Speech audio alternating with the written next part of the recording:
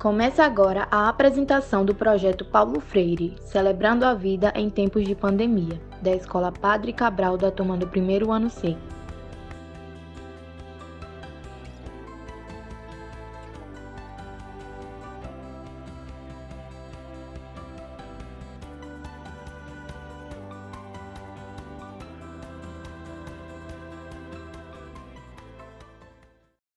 Mas antes de falarmos de Freire e sua vida e a obra pelo mundo, gostaríamos de chamar o próprio para se apresentar. E diante de sua apresentação, continuamos apresentando Paulo Freire, sua vida e a obra pelo mundo.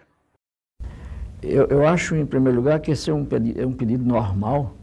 Não, em segundo lugar, é uma coisa interessante, de vez em quando me fazem essa pergunta e eu sempre tenho dificuldade, quer dizer, de falar de mim mesmo, de me apresentar. De qualquer maneira, numa síntese, eu diria que, em primeiro lugar, eu sou Paulo Freire, eu nasci no Recife, há muito tempo atrás. Nasci numa família de classe média, bem comportada, me sentia muito bem, muito feliz dentro da família, na relação com meu pai, na relação com minha mãe, com meus irmãos, com meus parentes, afinal. Nasci numa casa com um quintal longo, largo, cheio de frutas e de fruteiras e de passarinhos cantando. Paulo Freire foi um filósofo, educador, pesquisador e escritor brasileiro. Nasceu em Recife em 19 de setembro de 1921. Era filho de uma família de classe média da capital pernambucana. Seu pai era policial e sua mãe dona de casa. Autor de quase 40 livros, além de artigos acadêmicos e jornalísticos, Paulo Freire, com seu livro Pedagogia do Oprimido, é o terceiro autor mais citado em trabalhos acadêmicos na área de humanidades no mundo, perdendo apenas para o filósofo da ciência estadunidense Thomas Kuhn e para o sociólogo estadunidense Everett Rogers.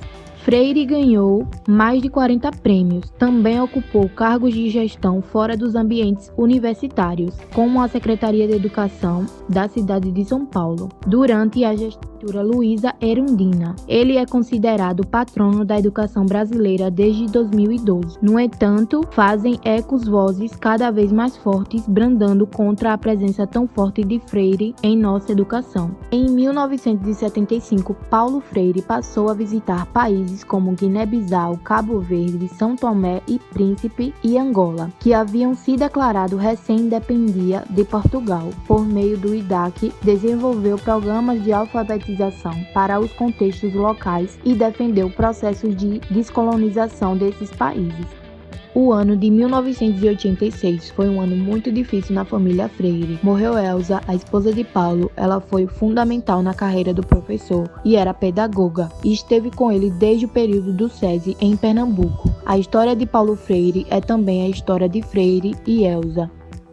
Paulo fez os primeiros estudos em escola pública oficial e foi bolsista do Colégio Oswaldo Cruz, uma instituição bastante progressista para a época, pois tinha turmas mistas entre meninos e meninas, quando a maioria dos colégios separava os gêneros. O ano de 1964 encerrou as atividades de alfabetização de Paulo Freire no Brasil. Em abril desse ano, o Plano Nacional de Alfabetização foi cancelado pelo presidente, o general Humberto de Alencar Castelo Branco, recém-empossado por meio de um golpe militar.